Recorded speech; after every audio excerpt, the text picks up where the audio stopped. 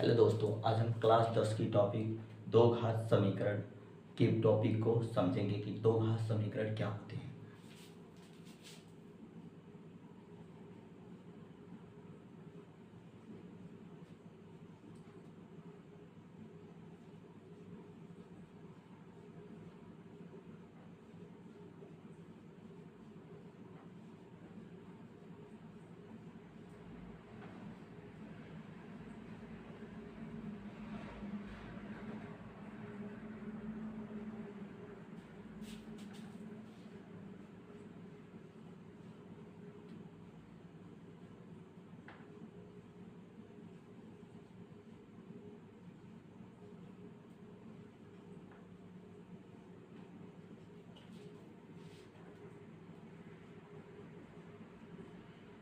ऐसा समीकरण जिसमें चर की अधिकतम घात दो हो उसे दो घात या द्विघात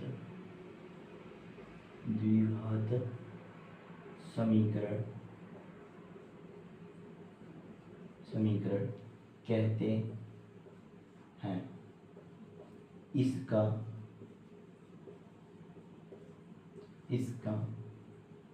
देखो, दो घात समीकरण क्या होते हैं? ऐसा समीकरण जिसमें चर की अधिकतम घात दो हो उसे दो घात समीकरण कहते हैं। दो घात में से चर क्या होते हैं? देखो लगा, चर और अचर में कोई ज़्यादा चीज़ें नहीं है। चर और अचर, चर का मतलब होता है लगा बदलना, और अगर किसी के सामने आ लग जाए तो इसका मतलब होता है नहीं, और इसके चर में क्या होता है? बदलना। तो इसका मतलब होता है कि जिसका मान लगातार परिवर्तित होता रहता है या बदलता रहता है उसे चर कहते हैं। कैसे? चर मतलब होता है बदलना। जैसे यक्स का मान कभी 1 मान लोगे, फिर कभी यक्स का मान 2 मान लोगे, फिर यक्स का मान कभी 3 मान लोगे, फिर तुम्हारे मन में आया तो वाई का मान कभी 4 मान लो। तो वे बीजी व्यंजक जैसे ए बी सी डी, ए से लेके जेड तक के जो भी अक्षर होंगे वो चर कहे जाएंगे। क्यों? क्योंकि चर का मान लगातार परिवर्तित होते रहता है, जबकि अचर क्या है? आमिष होता है नहीं, और चर मीन्स होता है बदलना। वे व्यंजक जिनका मान कभी बदलता नहीं है उसे अचर कहते हैं। जैसे 1 हो गया, 5 हो गया, 7 हो गया, 9 हो गया, ये सब क्या है? अचर है। तो चर और अचर में किसी स्टूडेंट को डाउट, सर चर मीन्स होता है बदलना, तो एक्स वाई जेड इन सब के मान बदल सकते हैं। तो ए से लेके जेड तक जितने भी अक्षर या लेटर होंगे उन्हें क्या कहेंगे? चर कहेंगे। अचर में 1 2 3 4 इनके मान बदलते नहीं है, क्योंकि आमिष होता है नहीं और चर मीन्स होता है बदलना। तो जिनका मान ना बदले वो अचर कहलाते हैं। अब आते हैं हम अपने सवाल पे।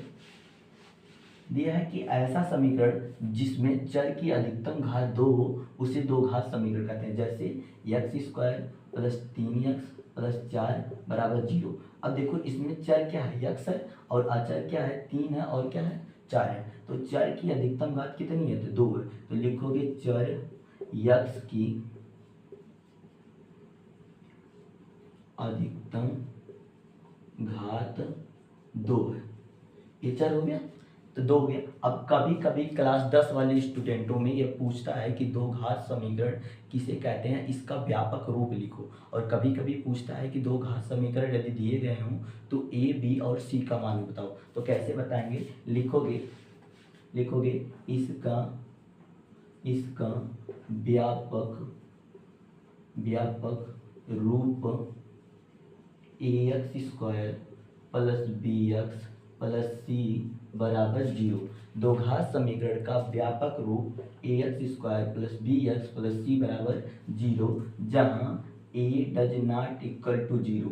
a does not equal to 0 ऐसा क्यों होता है सर? क्यों a does not equal to 0 होता है? बिकॉज क्यों होता है लगा, मैं बताता हूँ। जैसे में अगर आप मान लें कि सर a का मान अगर हम 0 रख लें, ax square plus B X plus C बराबर 0 में अगर आप a का मान अगर आप 0 रखते हैं तो देखिए समीकरण क्या बनेगा। तो 0 गुणे एक्स स्क्वायर करेंगे और यह बी एक्स करेंगे और सी बराबर 0 करेंगे। अगर 0 का गुणा किए तो यह 0 हो जाएगा और ये हो जाएगा बी एक्स प्लस सी बराबर 0। अब क्या चर की अधिकतम घात 2 रही?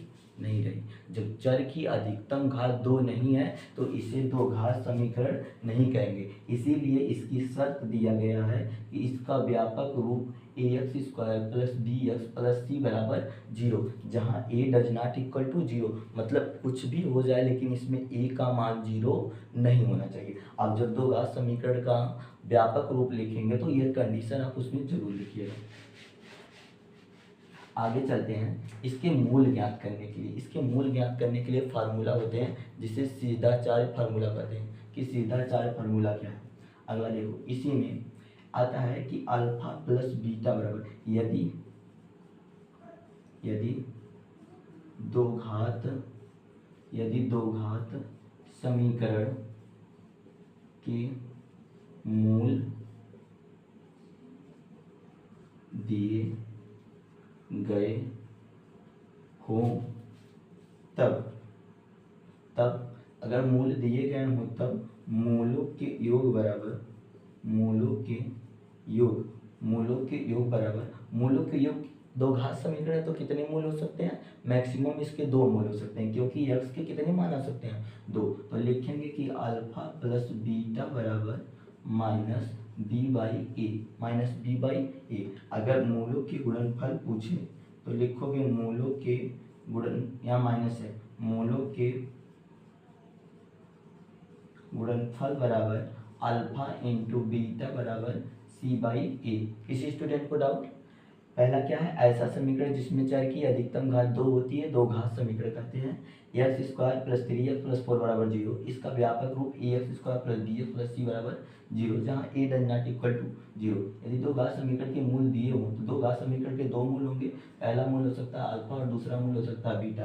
तब मूलों के योगफल अल्फा प्लस बीटा बराबर माइनस बी बाई ए और अल्फा इंटू बीटा बराबर सी बाई ए। सर कोई इस पर सवाल बताइए। तो देखो ये इस पर सवाल मान लो, जैसे ये समीकरण दिए हुए हैं और इसका मूलों के योग पूछे तो आप यहाँ पे डायरेक्ट लगा सकते हैं कि अल्फा प्लस बीटा बराबर माइनस बी कौन है? अब इसकी तुलना जब आप A X square plus B X और प्लस सी से जब करेंगे तो यह 3 किसका मान है? बी का मान है। तो लिखोगे -3 और बटे ये की जगह पे कुछ नहीं तो यहाँ पे 1 लिखेंगे।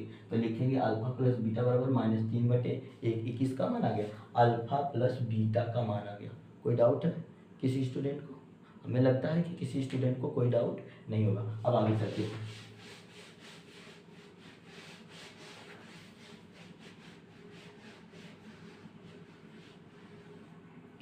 दो घात समीकरण के 2 और चीजें हैं जो बेहतर तरीके से आप लोग को जाना चाहिए।